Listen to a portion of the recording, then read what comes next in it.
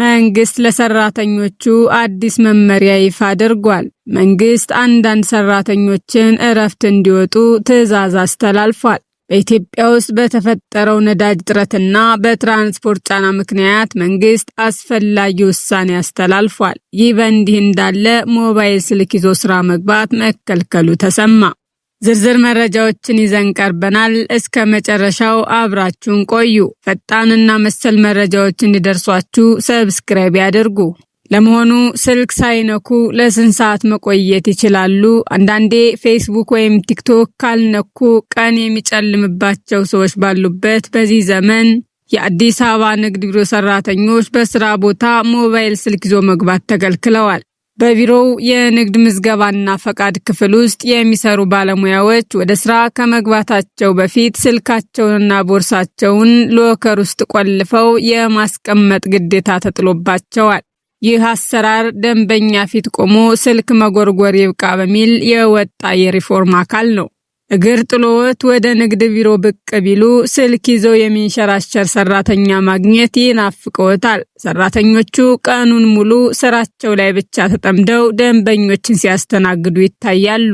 ቀደም ሲል ደንበኛ ፊት ስልክ መነካካታቸው ለደንበኞቻቸው ምቾት አይሰጥም ነበር። አሁን ግን ከስልክ ተላቀው ስራቸውን በጥራትና በፍጥነት እያከናወኑ መሆናቸውን ገልጸዋል። ቀደም ሲል ደንበኛ ፊት ስልክ መነካካታቸው ለደንበኛው ምቾት አይሰጥም ነበር። አሁን ግን ከስልክ ተላቀው ስራቸውን በጥራትና በፍጥነት እያከናወኑ መሆናቸውን ገልጸዋል። የቢሮው የኮሙኒኬሽን ዳይሬክተር አቶ አሸናፊ ብርሃኑ እንደሚሉት ይህ ከስልክ ንክኪ የጸዳ አሰራር የተገልጋዮችን እርካታ አሳድጓል።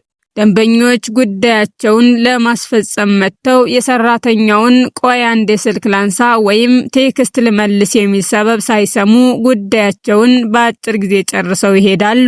ዲጂታል አሰራሩ ከስልክ ርቀት ጋር ተደምሮ ቢሮውን የቀልጣፋነት ተምሳሌት አድርጎታልም ተብሏል። ይህ በእንዲህ እንዳለ መሰረታዊ ካልሆኑ ሰራተኞች ውጭ ያሉ ሰራተኞች የዓመት እረፍት መውጣት ግዴታ ሆኗል። ይህ ውሳኔ የሰራተኞች የጊዜያዊ እረፍት ሲሆን በኢኮኖሚና በትራንስፖርት ጫና ላይ አዎንታዊ ተጽዕኖ እንደሚኖረው ተጠቁሟል። በሀገሪቱ ያጋጠመው ነዳጅ አቅርቦት እጥረትና በትራንስፖርት ዘርፉ ላይ የሚታየውን ጫና ለመቀነስ የመንግስት ተቋማትና የልማት ድርጅቶች መሰረታዊ ተግባራት ላይ ያልተሰማሩ ሰራተኞቻቸውን የዓመት እረፍት እንዲያስወጡ መመሪያ መሰጠቱ ታውቋል።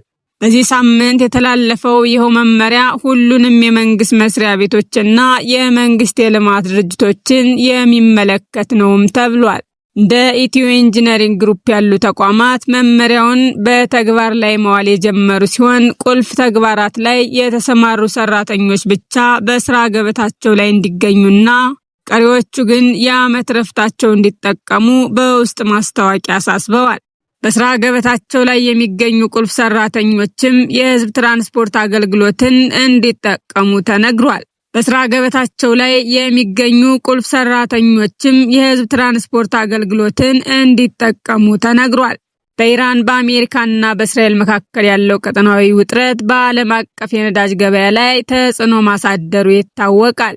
በመሆኑም በሀገሪቱ ያለውን ውስን የነዳጅ ክምችት በአግባቡ ለመጠቀምና እንደ ቢሾፍቱ አዲስ ዓለም አቀፍ አውሮፕላን ማረፊያ ግንባታ ላሉ በወር ከፍተኛ መጠን ያለው ነዳጅ ለሚፈልጉ ግዙፍ ሀገራዊ ፕሮጀክቶች ቅድሚያ ለመስጠት መንግስት ውሳኔ ማሳለፉ ተገልጿል።